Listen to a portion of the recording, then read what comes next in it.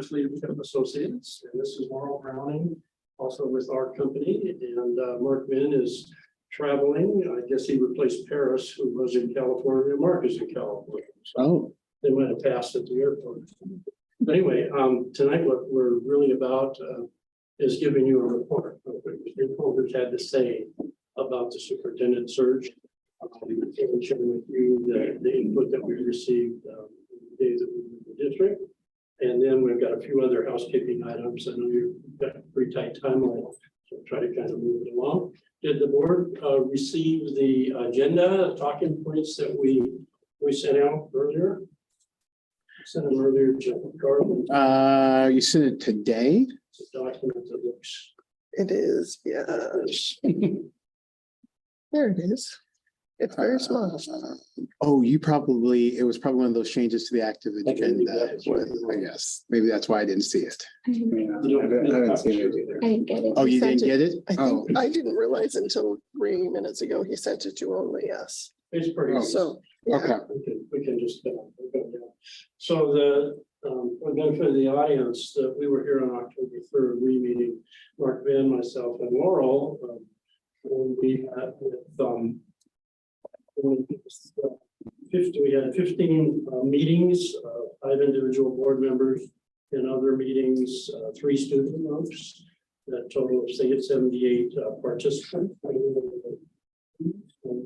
the community session for 9 community members, and that board members were engaged throughout the process, with Peter and Carl attending the community session. So what we do with the focus groups is we basically it's just a conversation, and we ask people what's going well in the district, what are the celebrations, what are some challenges that the new superintendent will have to deal with when that person comes on board, and what are the attributes that people are looking for in the new superintendent.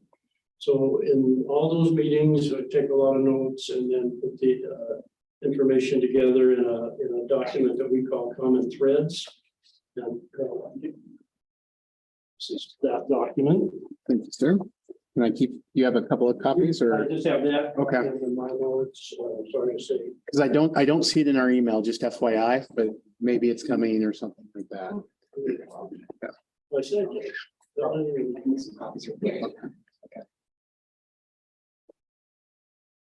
so let me just proceed down then. So the Common Threads document that I just shared with the Vice President is basically a compilation of the notes that we took from the 78 participants throughout the day, and the things that are either the most emphatic that people feel emphatic about, or the things that come up the most often and work their way up to the top of the list. So I'll just kind of move on down the list, and since people don't have copies, I'll almost read, or at least the high points. Lots of celebrations and lots of alignment between the groups. So this came together not easily, but nicely. Strong sense of community. People have pride in your school. They're very proud of the tradition that you have, the celebrations. It's a supportive community. People feel good about the relationship with the school. People think that geographically the setting is, ideal in terms of activity and location, and size of district. So people want to be here. There's a very supportive climate and culture. People talked about growth, and as you can imagine, growth is both a challenge and a celebration, but definitely it came to the top of the list with the growing enrollment, new people coming into the community, something to celebrate for the future of the district.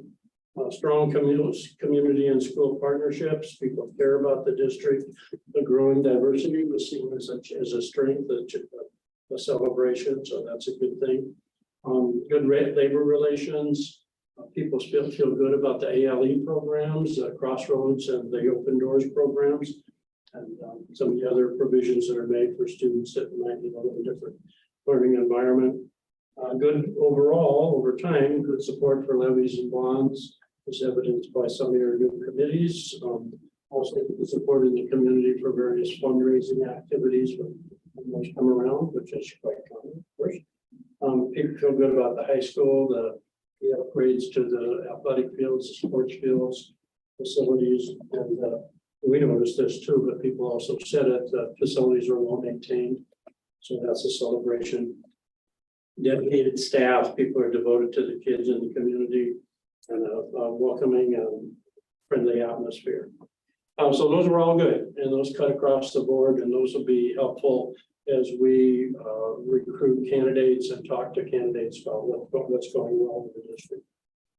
Challenges facing the district, really not many or too many that are characterized as unique to Granite Falls.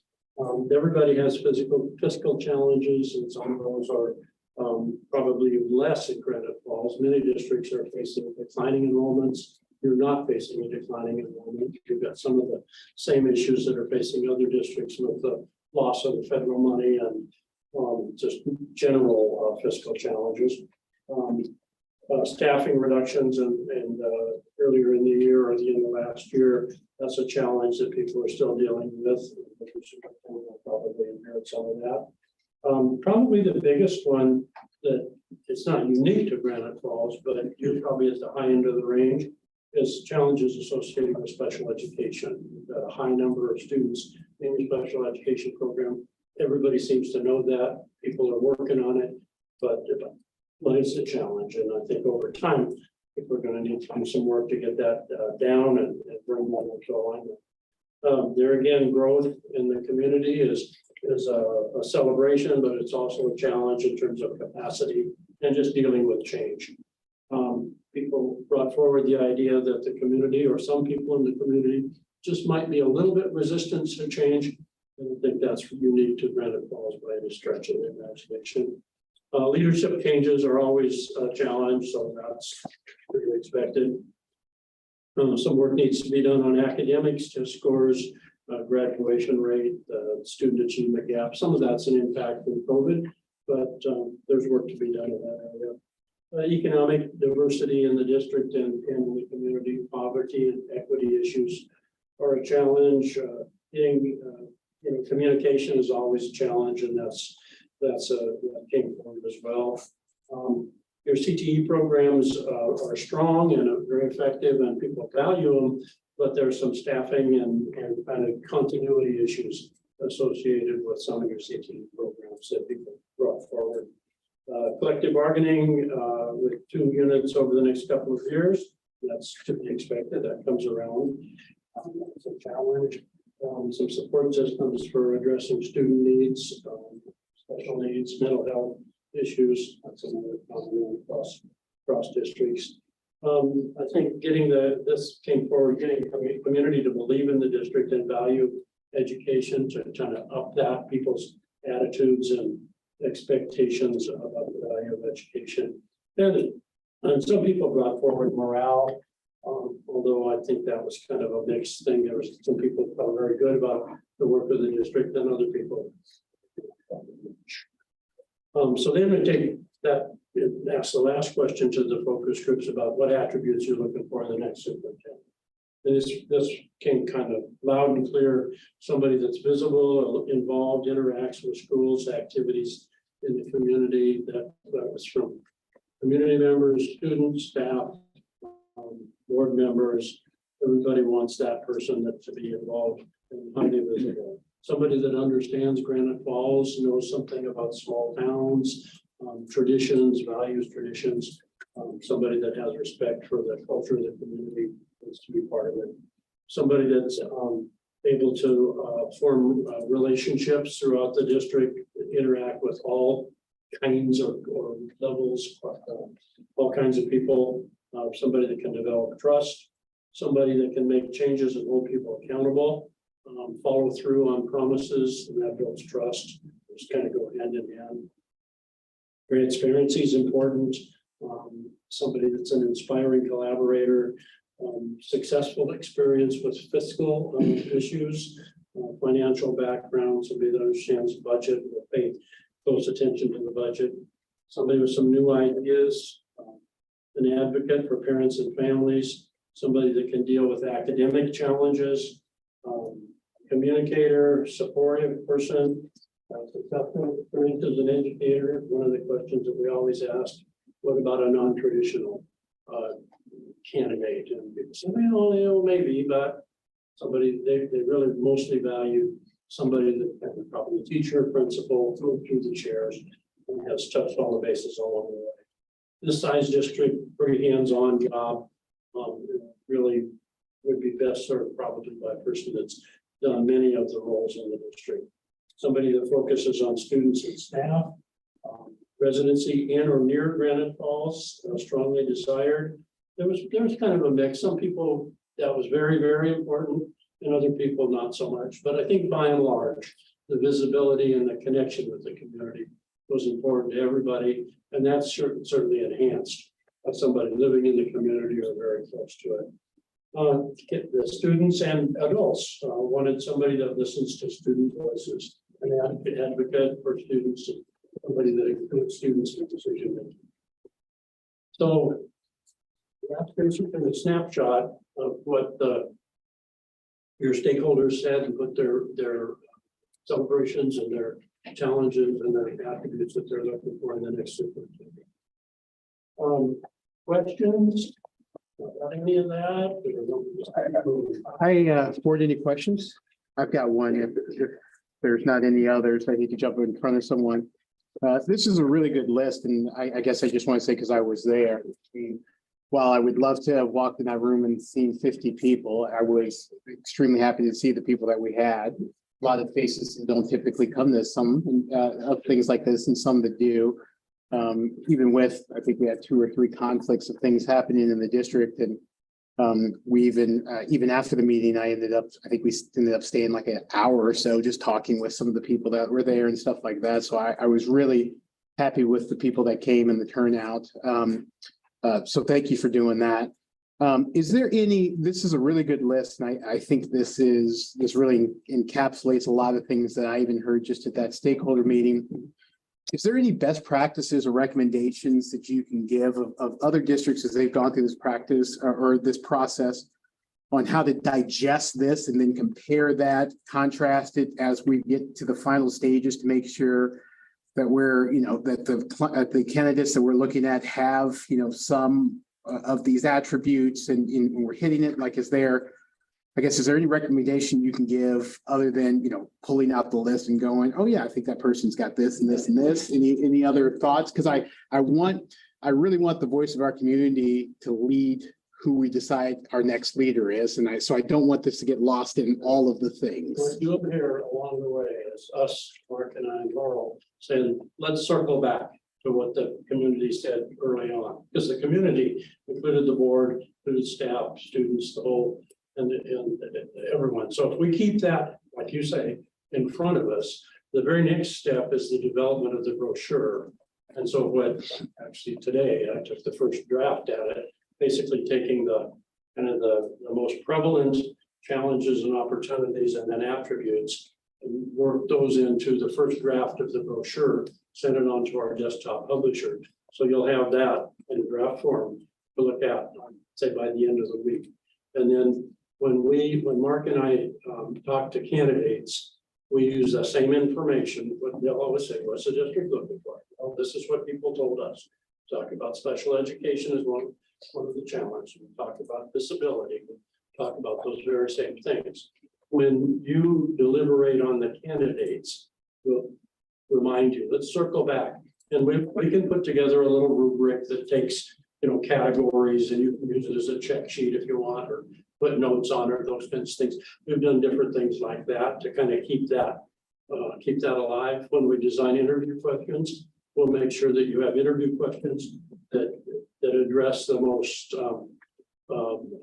important, pertinent of the characteristics and attributes. So kind of keep it in front of us, and circling back, I think, is just the way to do it. Awesome. And I didn't even know that. So that's good. So with your help, you'll keep this as our compass to then set to make sure that we're always referring back to it and looking at it, and that we're really evaluating based upon, what the community is saying. So I didn't know that. That's great. That's good. I just want to say, just for the minutes, I noticed Carly signed on about 6:11. Okay. Perfect. Carly, you can hear us too, right?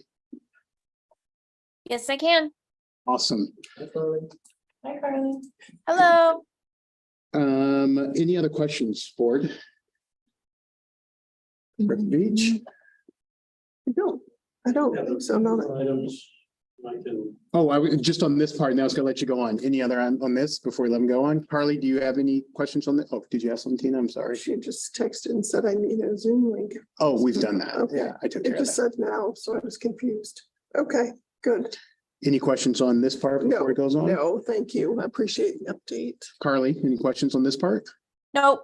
Okay, go ahead. Sorry. okay, no, that's good. So just quickly, moving along through our talking points, the online survey, Melanie's had that up. You've had 89 hits on it so far. That's about right for your size district and kind of the advertising process of it. Our suggestion would be to keep that open. So if somebody shows up in December and says, oh, I missed the focus group thing, you can say, well, take a run at the survey. And then whenever you want it shut down, sometimes that's mid-search, sometimes it's when you think it's been up long enough, or sometimes it's a week before the closing date. We can run a report, so you'll get a report of the kind of the rank order summary, and you'll get all the comments. We like to get that to you a little bit ahead of the closing date, because right after the closing date, you'll probably have 15 to 20 application files to pour through. You don't want to be getting all that at the same time. So try to make that work. Can I ask you one thing, Sure. just for the record, for anyone listening, and I'll read you, I won't say the name, of course, so protect confidences, but I'll read you a question I got from someone in the district. Hi, Carl. I've had a few people ask me about the survey on the district website. They were reluctant to complete it because they're afraid the district could trace it back to them. I told them I would find out who was actually compiling the results. Do you know? So could you mind just talking about the process and how you protect anonymity and all of that stuff real quick? It's totally confidential. The Dennis Ray, our CEO, when we tell him to shut the survey down and run the report, basically that's what he does. And so you don't see, I mean, unless somebody offers up something that allows you to identify, somebody says something in their comments or something like that, then that will come forward to you. But absent that, it's anonymous. And correct me if I'm wrong, it doesn't even come, the bucket that they all drop into, comes to you, not to us, right? Correct. You take it, you compile it, you give it to It doesn't us. come to me, it goes to Dennis. Right. So we're the district, the only thing the district gets is the results once you guys prepare those results and stuff. So That's correct. and I would venture to, like you said, unless someone says, hey, and by the way, my name is blankety blank, right? There's no way of you knowing who said it, so they can be as honest and transparent as they choose to be. Okay, Yep. perfect. I just wanted to get that out there. We mentioned that at the focus groups when we pushed the survey, but we might have missed somebody, or they might have linked to the survey and didn't participate in the focus group. So it's a good question. Yep. An issue with the timeline. So as we were meeting with the teachers, you've seen the timeline that we approved, and you know the finalist interviews are scheduled for the 30th, 31st of January and the 1st of February. We learned that the 31st of January is a mid-semester day or end of semester day or something. So the teachers felt that would not be a typical day or a good day for staff to participate in something like this. Assuming that's true, I don't really know what happens on that day, but. I'm looking at you, Dr. Herman, it's coming in front of me. To some I'd have to extent. pull up the calendar and we can adjust that. We would recommend that we, instead of doing Tuesday, Wednesday, Thursday, we do Monday, Tuesday, skip Wednesday, and do Thursday. We've done that before. And I had to do that last year in Lakewood. It's not a big deal. I mean, 3 days in a row is ideal, but it's not a deal breaker to do it that way. I don't think that's an issue for me. I mean, I would have to check my calendar. Are you looking for final direction right now? Okay. You can take it up with the administration or the absent. Yeah. And just, we got plenty of time. I'll run a straw poll and we'll figure it out. Sounds good. I mentioned the brochure, so we should have something by the end of the week. The idea is, you know, the draft is me taking a run at it, and then you editing, wordsmithing, whatever you need to do. I'll send it to Melanie, Tina, and Carl, And you guys can take it from there. Our desktop publisher can turn it around pretty fast. What I suggest is you get input from the 5 board members through a central location, Melanie or one of you, and then back to me, and then I'll get it to our desktop publisher. And if we have to run it back and forth 2 or 3 times, that's not a big deal. Our target date for getting it out on the street was a week from now, October 18. If we make that, great. If we miss it by a day or 2, that's not a big deal. But we'll work it through. We want to get it the way you want it. Melanie did a good job with pictures, and we got the logo, and I think we're good to go on it. And I think it'll come together pretty nicely. Can I just ask a question real quick? So I guess you send us the draft, each board member, you kind of want to go, yep, that looks good to us, and then kind of send to you, send back to you, right? And like, hey, we're good to go. Right. Is that posted? I just found this out because I just recently took an Open Public Meeting Act class. So that we can, like, I can't mark on this sheet markups and then hand it to Bill and he marks it up and then hand it to Tina, because now we've had basically a meeting that the public wasn't privy to. However, they said for stuff like this, if you post it online, right, and you allow the public to see, to view but not edit, right, they can see the track changes and all of that stuff, that meets the requirements. So I guess that gets me to my question. Can you or can we post it on some line where we can view and edit and do all of that stuff so everyone can see, oh, Bill made that change, I don't need to make that change and stuff. However you want to do it. I wouldn't want the responsibility for posting it online, but if you want to do that, I don't have a problem with that. There isn't anything in it. It doesn't have to be like online. It just has to be in a place that if someone said, hey, I want to see that, we could hand them the link and they could see. What I that. typically do is, after this first draft is draft, and then after that it's draft 2, draft 3, draft 4. So people could track the changes if they chose to, if you give them access. Yeah, I think you answered my question. We can figure that out internally since you're not doing that. Yep. District website is good to go. Keep working with Melanie on that. Once the brochure is finalized, we'll get a PDF that she can put on the district website, so people have access to the final process and final product. We'll start our recruiting once we have the brochure done.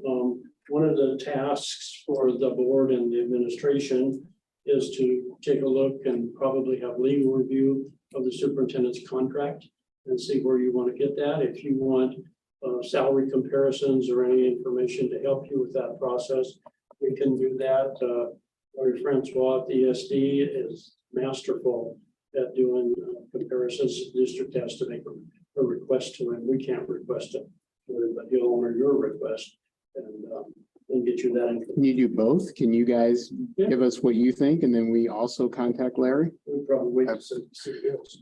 His is better than ours because ours is based off year-old information.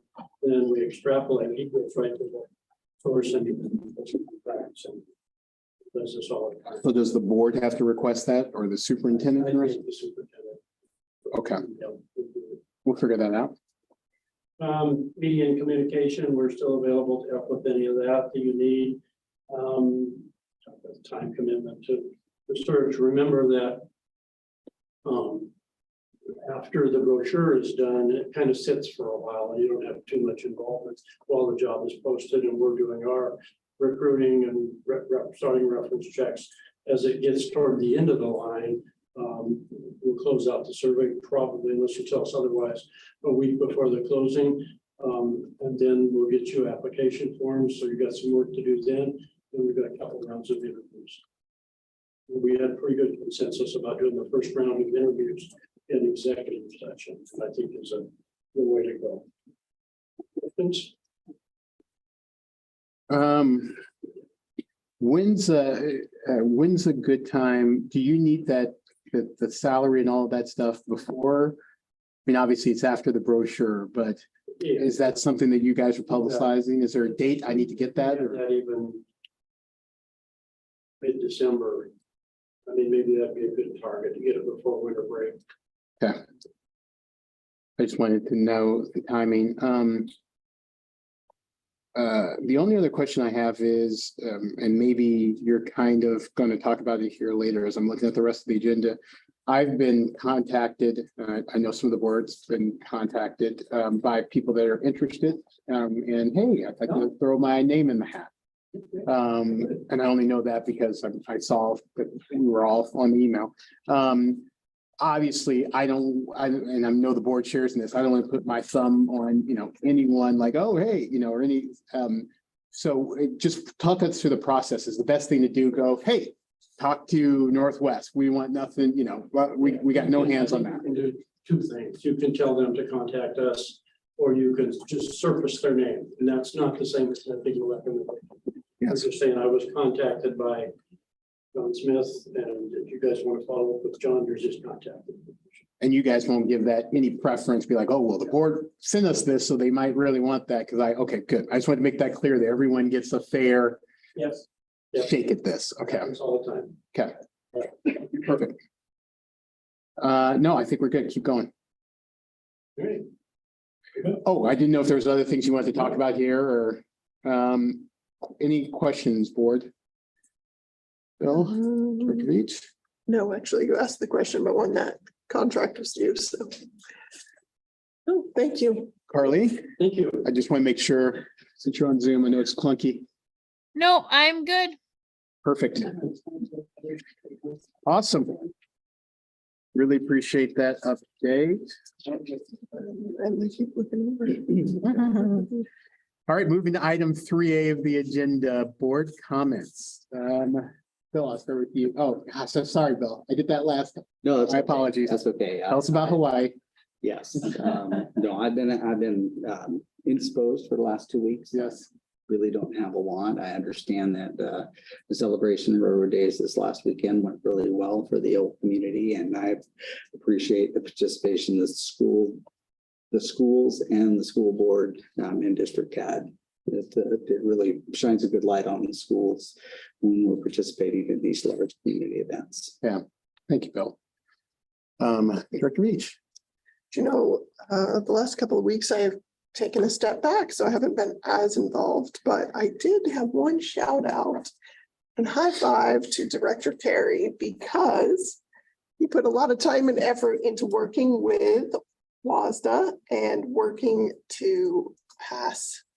And it was a lot of work over many months to, reverse the weighted vote that normally the large school districts in Washington, if they don't like how something's going, they get more votes because they're bigger, right? Which sort of means that as goes Seattle and Bellevue, so goes the rest of everything. And it was a huge challenge, and it was not just one meeting, it was many, many meetings. It was a candidacy to get elected in the first place, in fact, and many meetings, and some of them contentious meetings, publicly contentious meetings.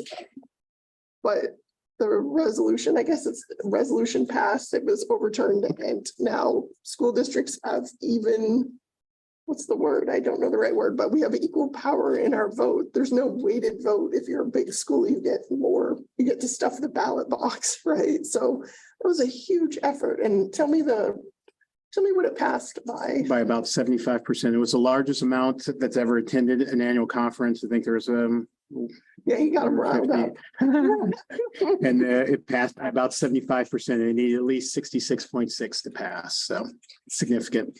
But I think it speaks to the legwork you've done, because never before was there a level of confidence that it would pass, right? And maybe that's why it wasn't touched, because it's always a little bit intimidating to go up against bigger districts with deeper pockets, et cetera. So appreciate that effort. And he shared the story with me privately just because I knew a little bit of what he had done, but to see the win on the other end of it, I wanted to make sure and recognize that. That was on top of all the meetings that we do here. So appreciate that. Thank you, sir. Thank you for embarrassing me. I appreciate that. I got you. Carly, I'll let you go next. I know Zoom is clunky. Okay. I just wanted to say sorry. I showed up late today. It was an adventure to get home, let me tell you.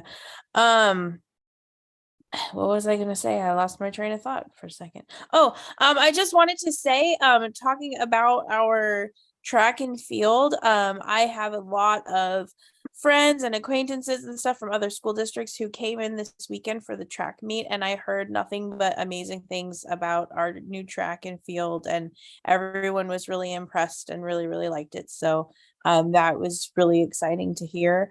And just that railroad days went off great. It was a lot of fun. Um, the parade, as usual, my kids love. So that's kind of all I had to say today. Outstanding. Thanks, Carly. Director Kincaid, I'm sorry, I should be more formal. I'll just say a couple of things, and not to sound like a broken record, but I love Railroad Days in Granite. I just really, really do. There's just so much about Railroad Days. Just really, it makes me feel like that cool small town feeling. Like, wow, this is why I've lived here 15 years, longer than I've ever lived anywhere in my life. The longest I've ever lived in any place my entire life was 3 years. And so I tell everybody I'm more Granite than anything else, right? I love this community, and Railroad Days makes me love it even more. And there was a couple of things that I guess that struck me that I guess I just wanted to say. I bumped into a couple of employees of the district. I won't say names or positions, just protect confidences. And they were, this is someone who normally is, super cheery and happy, high energy and stuff like that. And I just happened to bump into him as I was walking through Railroad Days. And I go, "Oh, are you okay? You seem a little down." And they were like, "Oh, I've been up since 5 a.m. Like I'm part of the group that helped set up all of these, right? And I was able to get blah, blah, blah, blah, blah, blah, blah, blah, blah from the other classrooms to help me. And we've all been out here, this early. I was just like, wow, how cool is that? Like, all employees of the district up at 5 a.m. It was, by the way, it's like 2 o'clock at that point, right? And they've been burning, like, because again, they love this community and they love, it enough to wake up on their day off at 5 a.m. to help set up booths and stuff like that. And then the other thing I was, one of the things I love about Railroad Days is the food trucks. And my favorite grilled cheese food truck was here. And so me and the family were there waiting in line. And I was just sitting off on the side, and this very nice family was sitting next to me with 2 younger children. And this little girl gets up and she goes, "There's my teacher. There's my teacher." And it was a teacher I've never even met before, but she ran over and gave the little girl a hug. And the girl says, "I've been missing you." Right. And I'm just sitting there, like, just smiling, and, and they're catching up and stuff like that. And the teacher excused herself because she was going to the food truck and stuff like that. And I listened. Again, they didn't even know I was sitting there, but I just listened to that girl for 5 minutes talk about how much she loved that teacher.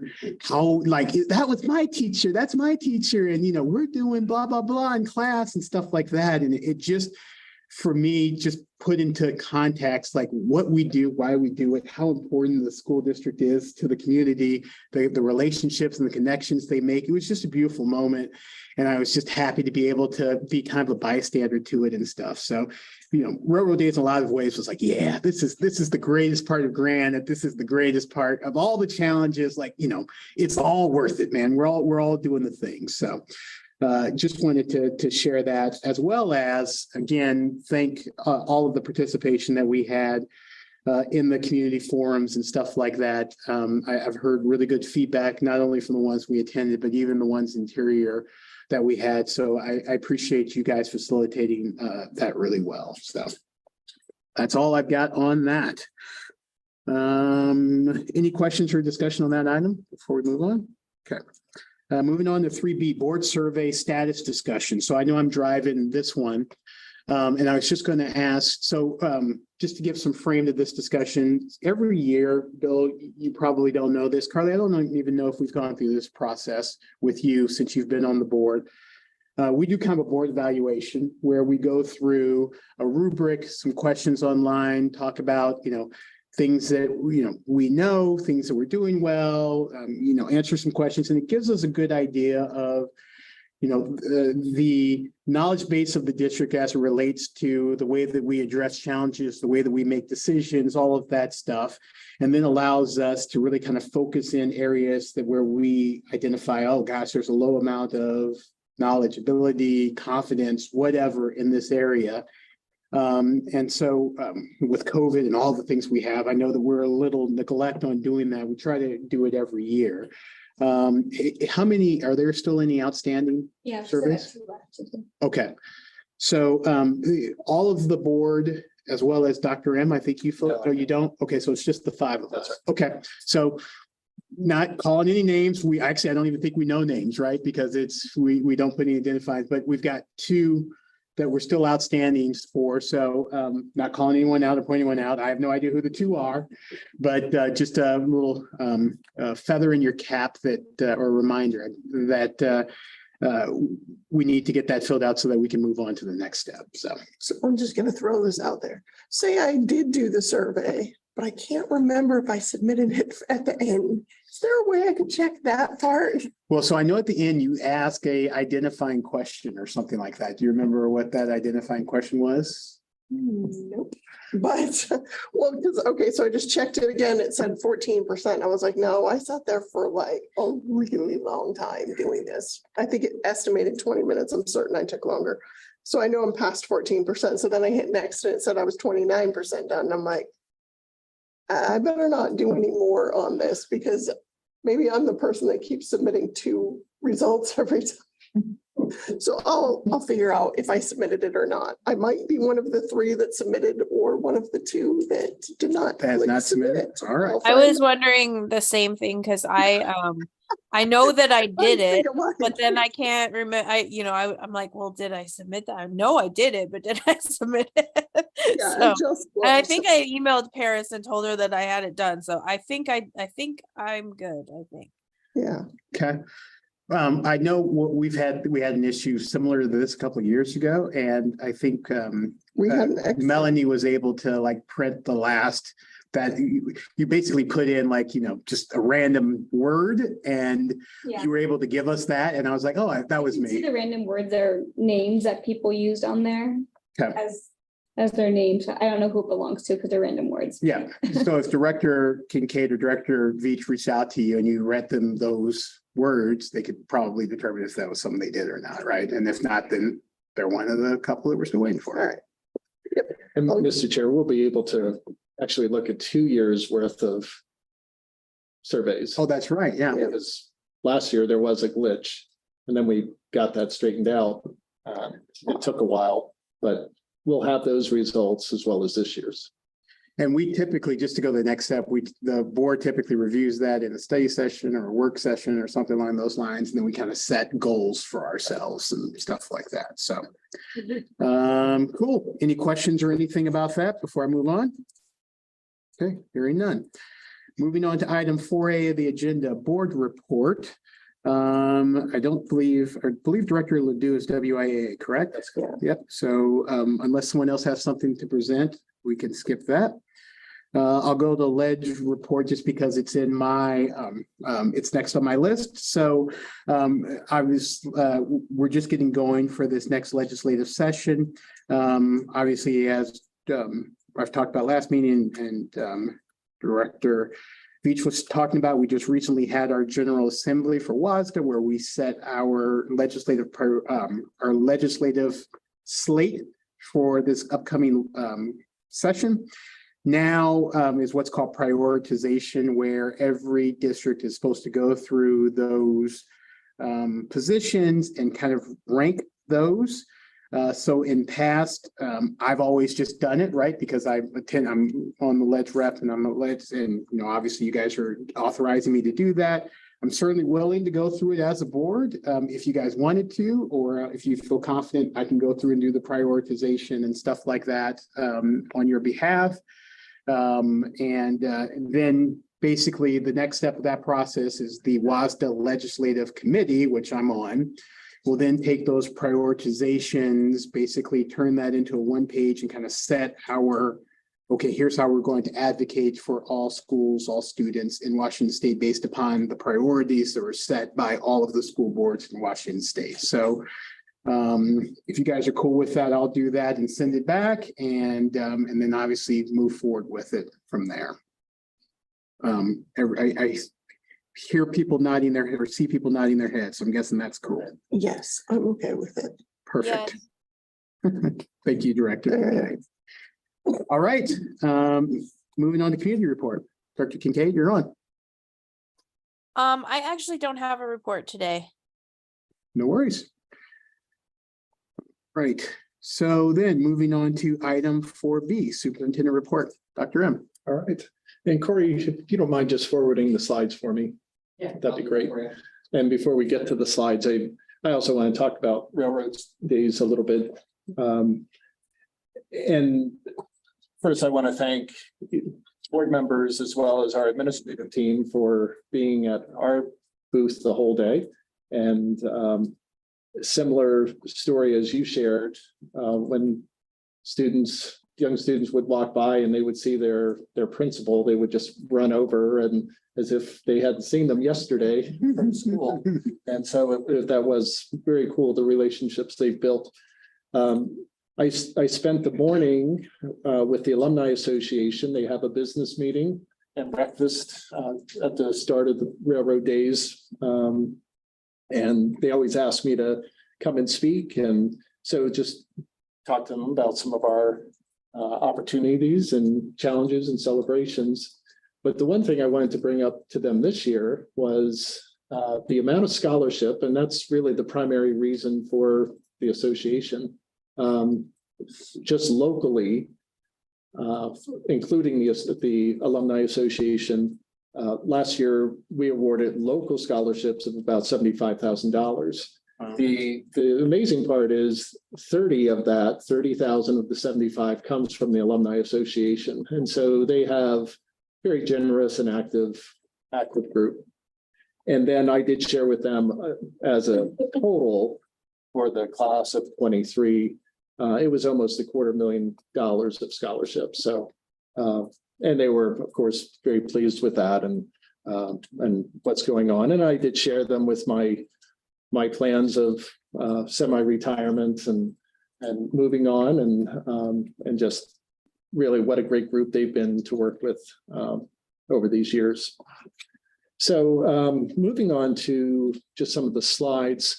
We talk about safety every year, and there's not a whole lot on safety this month, but I did want to reiterate that Chief Dalton continues to do his visits. And when I was at Railroad Days on Saturday afternoon at our booth, I was talking next door to a teacher who was at the PTA, special needs PTA.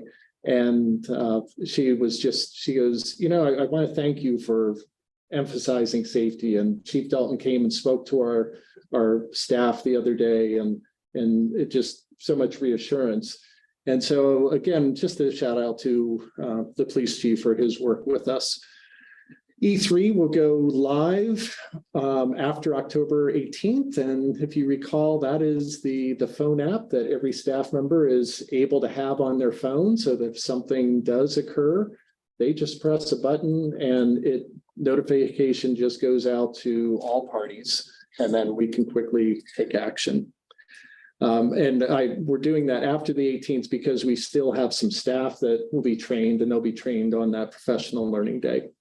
And then the drill for October, as every October, was the Great Shakeout. So, there's a certain time when all of our schools will practice that drill. Some upcoming events, sport events, October 24th. Again, I think this is some of the great work we've done last year. And this committee spent hours and hours on our facility master plan, and the demographic studies show, and just the stakeholder report and feedback that our consultants received. We have 500 students coming in the next 5 years. And right now we're maxed out. And so on the 24th at 6 p.m., this is sort of the wrap up, because this is the handoff from the BLRB to this committee to say, thank you for your work. We talked about different scenarios. It now might be time to have, you're no longer the facility master planning committee. There might be an opportunity for a facilities committee and what that might mean in the future. But they do want to wrap up with those 15 to 20 people that, as I said, spent hours and hours looking and evaluating. And again, looking at not just the physical structure, but the educational adequacy and the demographic study. And then in 2 weeks, we'll be joined by 2 students. So we're excited to have student voice. And our 2 people are one from Crossroads, one from the high school. I think we'll have lots to say. So I'm excited. I'm actually meeting with them tomorrow just to go through some of the protocols and expectations. I do anticipate that they will be at WASDA for that student portion as well as the General Assembly. So one thing that we've talked about is, just coming back, we spend a lot of time on our testing data, and Dr. Manns is going to come either next meeting or following meeting, just sharing some of our fall data. But if students aren't here, they're not going to learn. And one of the concerns out of last year was at one of our elementary schools, we had about 65% of the students there 90% of the time. And that is way too low. I mean, you'd like to be in that 90 to 95% range. And I think one of the things we'll need to do, and I have some strategies after this slide, but one of the things we need to do is, yes, I've certainly especially through, post-pandemic, emphasized if you're sick, stay home. And we still want to do that. I don't know if we need to recalibrate that a little bit, of whether we've been overly cautious. I'm not sure. But to have what this graph is showing, or what this table is showing, is a number of students missing 5 days or more since the start of school through last Monday, and missing 5 or more. And so you can look at the different schools, and some are excused, and then we have a number of unexcused, but that number is way too high across the board. We have too many students missing too many days, and our test scores are going to increase when we have students in seats and engaged and with again, rigorous and relevant curriculum. So we're doing our part on making sure our PLCs are meaningful, that we're doing our interventions, that we're addressing students in the year 23-24. But I really, let's go to the next slide, Corey. What I see is last year, Kevin Davis really did a nice job with the BECA law. And we've really made sure we were getting those notices out to parents, that we were having our community engagement boards at every school, and utilizing the truancy court. Now, Kevin isn't here this year, so I've taken on some of that with Melanie, and having gone now to court a number of times, it is a powerful experience, because you do have the student there with their parents, and you have a judge talking to them. What's it going to take to get you here? And so there is not necessarily punitive action for the parent or for the student. It really is talking about what barriers can we remove so to get that student here. Is it a transportation issue? Do you need as simple as an alarm? I mean, little things, some sort of incentive. So at Monte Cristo, we were talking about some of the students that are making this list, and they already have, I think they started October 1st, an incentive plan, so that those who have been chronically absent, they're checking in every day at the front desk and keeping a tally mark. And so after so many tally marks, some sort of recognition. So number one, I feel after last year and then going to this year, we're doing our part. The second part, though, is the one that I feel we need to have a stronger campaign as to why does it matter? Well, if you're not in school, it does impact the long run. You're not, are you as engaged? Are you doing as well as you could? Are you there to learn about future opportunities? And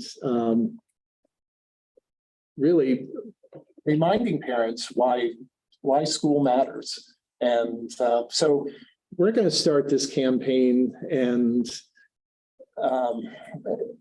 really try and get parents who've had some of the chronic issues back up and going. And part of that will be through the community engagement board, but part of it is just information. And I hadn't thought about that. So that's why I wanted to share tonight and some of your stats. I'll get those stats to you, and I'll keep this a regular point of information because they're not here. It's tougher to get those that upward trend with our test scores, as well as their learning. I mean, it's not all about test scores. It's about their growth and their opportunity in the future. Board questions. Go ahead, Director Reach. So a thought that came to me as I was looking at all of the different numbers, more from the perspective of a parent as much as anything else.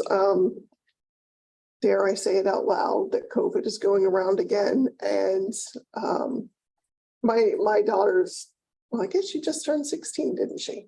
But there's confusion among the students themselves, like, well, should I not go to school today? Do I have to stay home? Because before, if your nose ran a little, if you were going to sneeze, then you should stay home. So maybe we should consider having the district nurse kind of put together some sort of information to send out to families about when to stay home, when it's okay to come to school or anything like that. Also, for people like who just didn't know until I watched the high school presentation. I did read it this year once about when and how to actually in Skyward excuse a student or what you should do, because the rules seem to be slightly different depending on which reception area, which school, how you're supposed to handle how they prefer you handle excusing the absence or whatever. So however, just let us know. Yeah, and that's part of that campaign, isn't it? It's like we do a great job with PLCs, like you said, for the teachers, but we don't have that for parents. So, and there's some of us that have kids at multiple schools, and so we're always thinking we're trying to do the right thing, but and I'm not, as my daughter's asking me, so do I go to school or do I not go to school? And I'm like, put on a mask, I guess, if it makes you feel uncomfortable, because her point was there were other people breathing all over the place and, whatever, and they weren't wearing a mask. And I'm like, well, then you put one on, anyway, so whatever that advice is from the district nurse, maybe we need to blitz it out there a few times as cold and flu and COVID season seems to be coming back around. And let's see. Oh, I gotta take my glasses off. Communication to students, parents regarding, when to stay home. And then, this was back at the beginning when you were talking about the E3. So are staff required to have that on their personal device? They're not. Okay, so it's just if they opt in and they remember to download it. Okay. And then for finance, for the bursting at the seams schools, I know we've talked a few times about when our enrollment hits a point, then we can press developers for when they're getting new permits to build in Granite Falls for Impact fees. Yes, that word, impact fees. Are we at the point yet? Is our enrollment high enough to begin to ask for impact fees? Yeah, I'll ask Marshall to correct me if I'm wrong, but I believe that they look at a district at an aggregate. So our high school still has room to grow. And so until significant earners there. No, Okay, so we got a little bit of space in the high But school. in the meantime, I know he has been in touch specifically with the Lake Stevens Business Office, who work closely with Snohomish County on the steps that you take. And it's not a 30-day process. I mean, this is something that really we need to be working on now for when that time does come. Okay. So we'll put a pin in that one. I think that's all the questions. That's all that I remember. Thank you. I've got one, if you don't mind me jumping in real quick. Can we go to the last slide where you're showing the absences? So I just wanted to, what number, it looks like, you know, we have overall an average of 8%. What number would you consider, like, would you want to shoot for, Dr. M? Well, I'm looking, rather than that percentage at the end, I'm looking at all the absences of 177.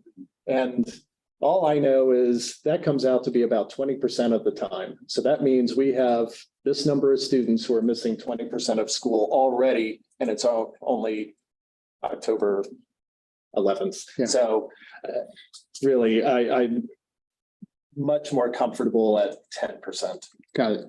So can I, just to make a suggestion, not telling you how to run the district, whenever we, like at my work, we have a goal or something like that, right? Like it's really well communicated, right? Like everyone, it's like, you know, hey, we're, you know, survive to 5. We had this 5% margin thing we're trying to do. And then, you know, it kind of becomes a thing and everyone talks about it, everyone knows about it and stuff like that. I guess my suggestion is, you know, if there's a number or something like that to, you know, come up with that number or percentage or whatever, and then communicate in a large standpoint and talk about it all the time. Hey guys, we're striving for 200, you know, less than 200 days of absence or something. So it just kind of becomes part of our DNA, where you could ask a, you know, a para or a custodian, hey, you know, what's our slogan? Strive for 200, you know, that type of thing. So just a recommendation on that. And I will say it hasn't been put up yet this year at Monte Cristo, but Monte Cristo had a daily board last year that, so parents, as they're dropping them off, could see, you know, what the absentee rate is, or how many have been absent. So I mean, they started the campaign early of saying attendance matters, but we're going to take that up. And then just one other question, and I'm certainly not saying that Crossroads should be treated different or way different than that. I guess obviously they've got the largest number of absences and stuff, but you know, the real world of that student base is there's a lot of kids are dealing with really tough life stuff, right? Yeah. Or I know I can rattle off 3 names of kids that have a 9 to 5, like literally have a 9 to 5, and like, you know, they're really struggling to do the things. And so I guess, do you give any weight to that, or should we look at it, you know, without Crossroads? Because just knowing that, you know, we're not going to, for a lot of their things, we're not necessarily going to be able to solve. Yeah, I think it's still a higher percentage than I'm comfortable with as an alternative school. And I tried to look at it without them as part of it. So then I started looking at the specific schools. And again, the high school, you know, 40 absences, that's 20% of the time. Yeah. So, Okay. So it's still higher than you were like, okay, just wanted to mention that. That's all I've got. Oh, good. Carly? Oh, Can I have it go back? you can, but hold on, let me check with Carly. Carly, you have anything? No, I'm good. Tina asked the question that I was gonna ask, so I'm all good. Perfect. Go ahead. I just wanted to go back because, this actually is for you, but there's so many good things in here that I hope that we can share this, the good information, you know, the celebrations that apply to our staff or to our facilities being, you know, beautiful, that those that are involved in, and not all these apply to people that work here, but the things that are kudos from the community into the people that work here every day and show up. I hope that we'll be able to share that with them, just to say, you know what, nice work. as these were shared tonight, I mean, to me, it was somewhat validating also. And right now we have staff, especially in our elementary and some of our middle school, that are really struggling. And as an admin team, we come together and say, okay, yes, we're dealing with some tough issues right now, but for 90%, we're doing okay. But that 10% is a heavy weight, again, especially on our elementaries. And I'm not prepared tonight to talk about some of those, but I do want you to know we're seeing a really sociological shift here where there are just some difficult behaviors, very big behaviors that our teachers have not seen before, veteran teachers. And I mean, we wonder how we spend our day. We're spending our day supporting especially the elementary schools because they are dealing with such difficult behaviors and what to do. And it's not necessarily, part of it's staffing. Yes, it is part of staffing. And that's a state issue. I'm not saying that's that's our decision. That's really a state issue. But we met today with one set of principals and they're trying everything and just feeling like, you want me to be an instructional leader, I am a behaviorist right now. And so one thing that I visit actually with Director Carey on Friday at our monthly meeting is there's a open invitation really to my entire admin team, but also to the board to go and visit our elementaries and the middle school because it's tough right now. And I want to say this is not unique to Granite Falls. I always talk to Lakewood and Sultan, and I asked them about middle school, and they said, we're seeing a few things. I said, what about elementary? Absolutely, we are inundated. And I know that Dr. Mans and Marshall have their own groups that they meet with to talk about things, compare notes between districts, and they're hearing the same thing. So again, not ready to come with a formal presentation, defining the problem and presenting solutions, but I want you to know, you're right. They need to, I'm trying to validate as much as possible that they're doing the good work, that yes, there's a smaller set that is taking up 90% of their time, but they're doing good work, they're appreciated, and this will be validating. So thank you for that suggestion. There's a lot of good there, and I want to make sure if the community is spending time and even their peers from other buildings, are saying these are our strengths, these are our things, let's make sure that it gets published out so people can see it and hear it. And you reminded me when you were talking about the behavior. So you mentioned right before the beginning of school that we were going to invite parents. I think in the summer, one of the summer meetings, we talked about inviting parents to really get in the paperwork so that they could volunteer, be in the school, whether it's just helping out in the hallways or helping out in the classrooms, whatever. I mean, sometimes I've seen it with my kids, right? You think that your kid's doing all right, and then you see them, you're like, oh, you're killing me. Like, please don't do that in public, right? So maybe if I don't, certainly it's a small drop in a big bucket, but maybe just another call to action. Yeah, well, just another invitation to parents to come. I mean, hopefully it would be a helpful thing. We have one school where there are so many, and it's awesome to see, and it's a continuum, but we'll do that as well.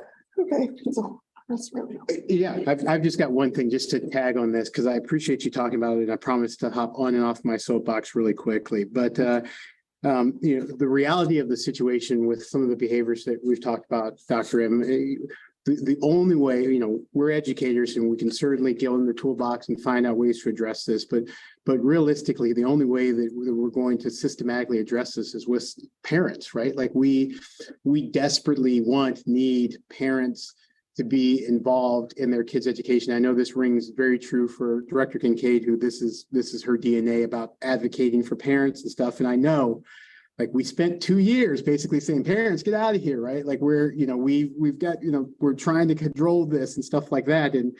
So I understand the, you know, begging for parents to be there and be involved and meeting your teachers and stuff like that. But, you know, if you can't, you know, if you don't know your kids' teachers' names, there's a problem there, right? Like if you haven't been to a PTA meeting, there's potentially a problem. I'm not saying that we have bad parents or there's parents, we have a tremendous amount of really great parents, but we really need and want as much parent involvement as we can have. And the board, you know, we've opened up the doors and recently passed a policy about, you know, who we're going to be with, welcoming parents in and really, you know, giving them an ability to be engaged with their children's education. So I'm just hopping on my soapbox to say, you know, hey, parents, we want you, we need you. Like, however we can get you involved in whatever capacity, we just want you there, because not only is that the best outcome for your kids educationally, but it also helps us address some of the behavior stuff we're having, because, you know, we have kids for a small window of their day. Right, right. And I do appreciate that. I do want to separate, you know, there's a subgroup of students that have undergone severe trauma and who don't have an engaged parent, who actually we have people actually giving, you know, basically parenting lessons to very young parents. But when you have a young boy who is left in a parking lot in a shopping cart with a broken arm, and the parent leaves, and now that child is under the care of another family member, and now it has reached school age and is acting out. I mean, multiply that times 15 at each school. Those are some of the things that are keeping my team, my admin team, very busy. Yeah. Thanks for saying that. Heartbreaking, man. But you're right. We will reach out to all parents to, you know, there are opportunities. We want them in. We want all parents in. Yeah. And I shouldn't say parents. I mean, parents, guardians, families, yes. family, Yeah. friends, right? Yeah, for sure. Thank you for saying that. All right. Anything else? All right, moving on to item 5A, items from the floor. So I know we have someone signed up for items from the floor.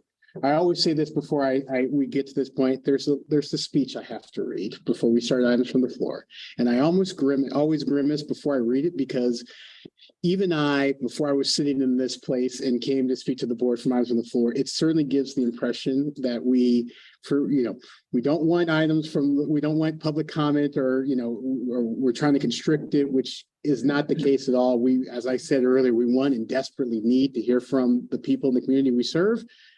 However, it does give you the parameters of items from the floor, but please don't walk away. If you walk away from this and say, hey, we don't welcome public comment, it would break my heart. So anyway, with that said, public attendance and comment procedures. Any member of the public may attend board meetings, including individuals who do not live within district boundaries. The board will not require people to sign in, complete questionnaires, or establish other conditions for attendance. The board may structure public comment periods, including determining the total time allotted for public comment and equally appropriating the minutes for each speaker. The board is not obligated to provide additional public comment time to accommodate everyone in attendance who wishes to speak. Any structure the board imposes will be content neutral. The board may allow a speaker to take up to 5 minutes. If a group is present and would like one spokesperson, an individual may be allocated up to 10 minutes. If there's a larger number of individuals, groups desiring to speak, the board may allot a total of 30 minutes for public comment, during which individuals groups will be allocated a shorter amount of time to speak in order to hear from as many individuals as possible. When called forward, individuals will identify themselves and proceed to make comments within the time limits established by the board. The board is not obligated to respond to questions or challenges made during the public comment period, and the board's silence will not signal agreement or endorsement of the speaker's remarks. The board may control the time, place, and manner of public comment. The chairperson may terminate an individual statement when the allotted time has passed and may interrupt the speaker to require the same standard of civility that the board imposes on itself. Examples of uncivil comments include comments that are libelous or slander, unwarranted invasion of privacy, obscene or indecent pursuant to the FCA or any rule or regulation, violate school district policy or procedure, incite an unlawful act on school premises, create a material and substantial disruption of the orderly operation of the board meeting. The board as a whole has the final decision determining the appropriateness of all such rulings and can maintain order by removing those who are disruptive. However, the board recognizes the distinction between uncivil discourse, which it will not tolerate, and comments about the board, district, and or staff that are negative yet still civil in nature, and will exercise its authority to maintain order in a content neutral manner. Okay. With all of that said, we would like to welcome Tori Van Winkle. You don't mind standing up, Tori? Thank you. I will. I have just a little hand out. Well, Thank you. you. Thanks. Thank you.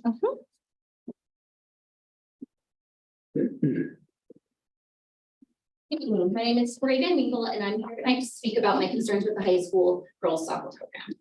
I'll start off by saying that this is my 4th season being a soccer mom with a kid on the Grand Falls High School soccer team. My daughter has been playing on the soccer team since her 8th grade year. I have voiced my concerns directly to the coach during each of the previous seasons. This year, after 3 previous seasons of addressing concerns and nothing changed, I went to administration. I have had meetings with one of the coaches and the administration, and I'm here in front of you all because still my concerns have not been taken seriously. I am not a parent that here complaining because my kid isn't playing enough. Most of my concerns are things that affect the team as a whole. I am advocating for all of the girls. I consider all of them one of mine. Don't get me wrong, there are concerns that affect only my daughter. It seems the administration would like to make it only about those and sweep the rest under the rug. I've handed you each a letter written by my daughter and sent to Mr. B and Mr. Helgeson. She wrote this letter and shared it with me after she had sent it to them. I will now read that letter aloud to you. Hi, Mr. B and Mr. Helgeson. I'm emailing you today because I want you guys to get this message. The past couple of days, I took the time to reflect since my game in Friday Harbor. Melanie and Dion have completely made me lose all confidence in myself. I feel like I am never good enough and I will never be good enough. The whole past week, I have come home crying because of them. As a player, I feel targeted. Melanie and Dion scare me. I can feel their eyes staring me down and glaring at me through their sunglasses. They're completely rude and make me feel very uncomfortable. When we asked Dion why he had to order us really big jerseys that we paid over $300 for, he said in response, because he didn't want to see anything of us because they were too tight. That meaning he didn't want to see anything that stood out. That made me feel uncomfortable, and that is not okay as a coach. He told us to size up for that reason, and we did. He got us not women's jerseys, and my jersey goes down to my knees. We could have got our fitted jerseys and still could have sized up, and they would have been fitted loosely. The way he makes me feel uncomfortable is not okay. I am so, I think she put the wrong word, but with him mistreating me because he doesn't like my mom. He does the same with Alexis Myers.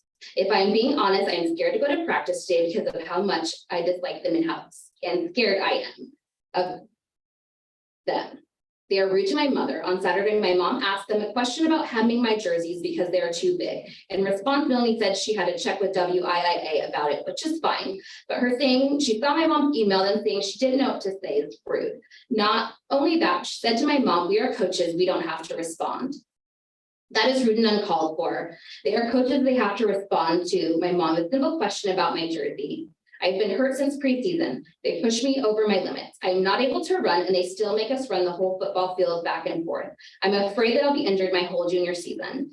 They have also taken my starting spot that I've played all years of my high school career for. I have worked my butt off for that position every year. Dion tells me to prepare for the next season and train. Then he strips it away from me. It's completely unfair. It makes me so upset that he takes an opportunity away from me like that because I earned the position. And he only ever plays me when the forwards are getting tired or we need to score.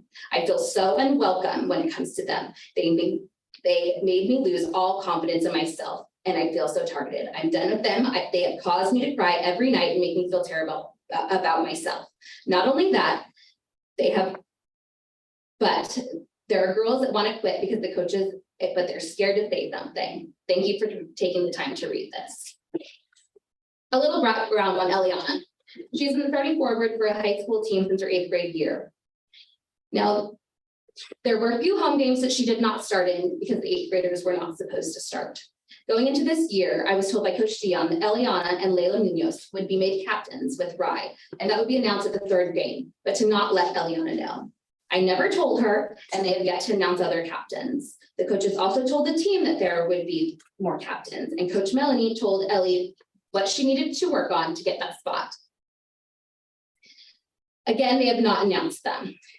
Coach Dion has said multiple times that they're trying to find someone to work the other forward position with Eliana. He told me there isn't another player that he knows that knows the game or can read the field like she can. However, this year, her starting position was taken from her. She's been in every practice. She gets 100%, 110% always, and has been given no explanation as to why this position was taken from her. I was told by the coaches that they don't have to tell anyone a reason for anything because they are the coaches. That is beyond wrong. In meeting with Coach Dion, Mr. B and Mr. Helgeson, Coach Dion explained that Eliana hasn't had this position taken from her. She was injured, so they weren't working her as hard in the striker position and having her play wing until she's better. He stated that technically she was a bench varsity player because she didn't complete all the tryouts. She was at tryouts every day. There were multiple girls that missed a day or more of tryouts that are not considered to be bench varsity players. Eliana's only sat out a small portion of the 2 practices due to not being able to run because of overconditioning.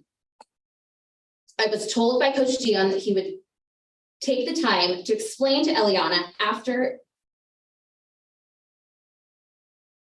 explain why the position wasn't taken from her, that she was being played to conserve her leg from her energy.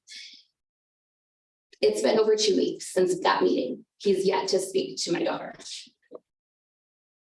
My husband and I are looking to move Eliana to a different school district due to these issues. She's gone from a kid that absolutely knew she was going to play in the 2028 Olympics to a kid that thinks that she's the worst soccer player on the field.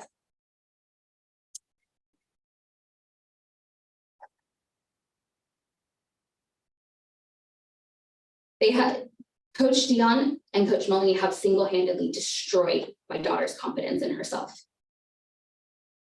The school district has a policy against bullying. Over the past 3 years, now going on 4, Coach Dion has bullied my daughter during the season. He's treated her terribly each and every season. I have had conversations with him directly about how he treats my daughter. Last year at the end of the season, he told me he was trying to see if he could break her mentally because she was going to need that in college. Can I just pause you for a second, just because technically your 5 minutes have gone up, but I'd like to make a motion that we give her 3 more minutes, let her finish her comments. Sure. Motion second, sure. Okay, go ahead. I'll go fast. Yeah. If that's not the definition of bullying, I don't know what is. I've logged my complaints with Mr. Maynard, Mr. Knisley, Mr. Biachini, Mr. Helgeson, and Dr. Middleton. Nothing has been done. I received an email last night from Dr. Middleton, and in his email, he stated that he spoke with Mr. B and he was told that no other players or parents have expressed similar concern. That's not true. I personally know of at least 3 parents that have expressed similar concerns, and at least 1 or more players that have also reached out to Mr. B and Mr. Helgeson. There have been several girls that have also quit this season because of the coaches. There are also many girls not playing soccer this year because of the coaches, one of being my stepdaughter. Now let's move on to things that affect the whole team. Per the WIIA handbook, all coaching staff, volunteer or paid, must be approved by the board of directors. No one was aware that Coach Melanie was coaching until after the season had started and it was brought to the attention of the school. The school didn't know that she was coaching either. She was able to ask the superintendent, her boss, that if she was able to coach and she was given the position. That seems like a conflict of interest to me. The JV team played a varsity team in Mount Vernon, lost 15-0, goes against the varsity record. That game has and still is on the varsity schedule. JV team played, one of the girls got a concussion so severe that she had to go to the hospital and was out the rest of the season. Another mom and I are at practice daily so that the girls know that they have a safe place. They constantly come up to us and express their concerns. They are too scared to talk to the coaches. I'm gonna skip over the rest of it. I will conclude by saying all girls deserve to feel safe and know that the administration has their backs and will not condone this type of behavior. The number of games left in the season should be irrelevant. The players in the program should come first, even if it's not an easy decision. There are qualified people ready, able, and willing to help on an interim basis if needed. I just wanted to make it known to everyone what the girls are going through. I believe my concerns that I've addressed with the administration, that they're focusing it more on just the concern of my daughter and her position, which is a very, very small part of what my concerns are. Thank you, Dory. Hold on one second. Is board any clarifying questions? I have a clarifying statement. Go ahead. I just wanted to actually apologize and tell you that today I found your email and for some reason, and I don't know why, but it was in like, not just, sometimes there's like an unfocused folder, but yours was in spam and it's marked at the beginning spam ? And I don't know if it's because the domain for your email address isn't one of the top 4 or something. I'm not sure, but just know that me, and I guess I'm not allowed to speak for anybody else, but I know these guys, like normally we would not. So please do not let that amount of time go by receiving no response from us, and not like, please call me. I mean, or some other way, because I can't explain it, but I didn't respond and I didn't know it was there until today. And I took a screenshot because it does say spam ? And I have no idea. Yours is the first I've ever seen do that. So I don't know, but I wanted to acknowledge that I saw it today after Dr. Middleton sent his and I was on it. And just know that I was not intentionally ignoring you. I owe you an apology for that. So. And I just clarifying comment and a question for me. I think I emailed you too and told you the same thing. It showed up in my spam folder. So and I think it was for same. So I guess I just want to ask the question just for my own clarity. So are you obviously you're bringing forward some concerns, but are you saying, hey, you want the board to terminate the contract with the soccer coach? Or are you saying? I just would like any of these other concerns addressed. I'm not here as a mom saying my kid needs to play, my kid needs to play this position. I'm here concerned about the girls, the mental health of the girls, the negativity and the tension that's out there. When you can feel it as a parent sitting there watching practice. You can feel it. It's during practice, and you can't tell if you guys show up at a game. You wouldn't know. It's whatever's happened and has happened outside of the soccer field should remain outside of the soccer field and not inside. And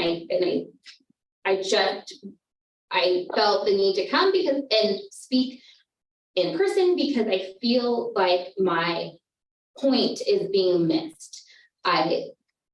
Yes, obviously my main concern is my daughter and her well-being, but all of those girls on that field, I consider one of mine, and it's affecting all of the girls, whether they're going to speak up or not, because they have seen the retaliation against the 2 girls whose mothers have spoken up. that's a whole nother bag of words. I just want all of the concerns addressed, and I feel like there should be some sort of action. I mean, I had a meeting with the coaches, one of the coaches and the administration, and like he promised to speak with my daughter and explain what's going on, and still hasn't even done that. And I find that unacceptable. So just to follow up on the clarification, so what you're looking and hoping for is communication, right? Is that, I don't want to put words in your mouth for addressing these. I want the administration to look at my concerns and figure out what needs to happen. I do know that there are people that are willing to come in and able to come in and take over if that was what you guys decided was needed to happen, but something needs to happen. Okay. I just wanted to make sure the point that I'm driving the point home that it's a bigger issue than just my daughter. Got it. Okay. Any other questions, Director Kincaid? Want to make sure I clarifying question? No, I just wanted to say it was in my spam folder too, so I didn't get it either. I just saw it now. Perfect. Okay. I've never seen that label on there. I never have in either. 5.5 years. I'm a lucky one. Called me the other day and it said spam on my phone, Oh, potential spam, so maybe, I don't know. Maybe it's me. yeah, I prefer to call myself exceptional in those situations. So it's, you're exceptional. Thank you for sharing. Thank You you. can have a seat. Appreciate it. All right. So moving on to the next item in our agenda, unfinished business, we have none. New business, we have none. So moving on to consent agenda, and I know that there were some additions. Correct? There weren't additions, but there were items for surplus sale. I don't know if everyone got a chance to look at that. Yes, I did look at that. When is the sale? Do we know? don't have a date yet. Okay. I think the difference, Carl, was that one of the scans, it was a blank scan. Right? And It then, wasn't the actual report. It was just a resignation letter that I had attached to executive content because I didn't receive the personnel report. oh, I gotcha. So when I opened it, it just looked like a blank, like somebody had scanned the backside of a page. Because I was out and then Jennifer was out, so no one was. Gotcha. Update that. Okay. So just real quick, before we make a motion on the consent agenda, Dr. Emmer, or even you, Paris, can you just give a quick, like, soundbite of what the surplus is and how we do it and who gets, all of that stuff, just how that works real quick? Sure. So every school district accumulates towards however you want to use it. Boards. Boards. And, for me as the superintendent, the worst thing to do is to keep textbooks around when you've adopted a new one, because there are some teachers that rely on that old textbook. And so, we've done new adoptions. And so we go through that. And then, of course, there's technology that no longer is compatible with what we're doing. And so, once a year we go through, we empty our closets and all of that. And we create a list of what we need to discard. Now, there are some things that another school, so if I'm a third grade teacher and, I have a student struggling in first grade, yeah, I might grab a first grade book that's in the surplus. It might supplement and help. So what we do is we take that list that's been created. We first ask for your approval. Next, Marshall will set a date on when that public sale will be. But before that, we'll send that list out to the staff and say, if there is something that might be supplemental, we want to offer that to you. And, we set a date for that. And then it goes to the public sale. I asked a question just off the record, but I guess I'll put my question on the record. There was I don't even know what they are, blocks. It says block. It has a name, but I can't remember what they were. So that was exactly my point. Like maybe you have somebody that's of an older age that normally wouldn't have blocks, but sometimes having something to manipulate makes math easier. So, and the question was just answered, right? We do offer it to staff in other buildings, make them aware. And I noticed that there were clothes in there. I can't imagine what kind of clothes, but I know that the nurse's office in every school is always asking for clothes. So if there's, There I could guess, be pants. some prom dresses from Crossroads Yeah. from 1990 that's. ooh, those would be like everybody's jam right now. No, if, I'm just saying if there's pants, because there seems to be Right. falling down on the playground and ripping out the knees of your pants anyway. Other than that, my actual question tonight is, I think it's titled for middle school. Is it only the middle school that cleaned out their closets? Or is it just happen to be that's where the sale is gonna happen? Or, That's where it sells. It says middle school portable. okay. That's where it's I at. thought, Yeah, that's our. I thought middle school storage. portable was the horde night. It was, that was big clearance. Cool. Well, maybe we'll get some space. All right. So it's everybody and we're just Right. containing the horde there. Gotcha. Can you just last piece, can you talk about where the proceeds from whatever we sell to the community or whatever go? Well, might be $100, but go ahead, Yeah, Marshall. we had record sales, last plus sale was probably, $5,000. Oh. But, the stuff, like, That's nothing to shake a stick at, right? a That's- lot of stuff has very little value. It's old, Chromebooks that no longer have hard drives in them. It's old monitors that are, 10, 12, 15 years old. Some people want them. Most of that stuff is gonna end up in electronics recycling, more than likely. But that 5,000 goes, General fund to just support general activities in the schools. And so I just want to put a plug in, hey, if you want to get some old literature and support the school district, because general fund's what we pay teachers out of and the lights and all of that stuff, come on down to the Grand Fall surplus sale. Okay. Check out. Our hoard could be your hoard for the low, low price. Okay. Any comments, questions about the consent agenda or anything that we need to discuss or remove? Okay, hearing none, I'm going to then say the consent agenda passes by unanimous approval. So that is, yes, that's the end of our agenda. I will call a close to the meeting at 7:33. Thank you for coming out. Carly, thank you. All Thanks. Have a good night. right, bye-bye. Bye, Carly. Do I really need to bang you? No, I already did. Little tappy tap tap. See, I never did that. Thank you. My voice is like garbage. Are you good on the recording? Don't you let go for a little bit? I just. YouTube cuts too quick. Okay. If I cut Zoom, Are we muted or are we?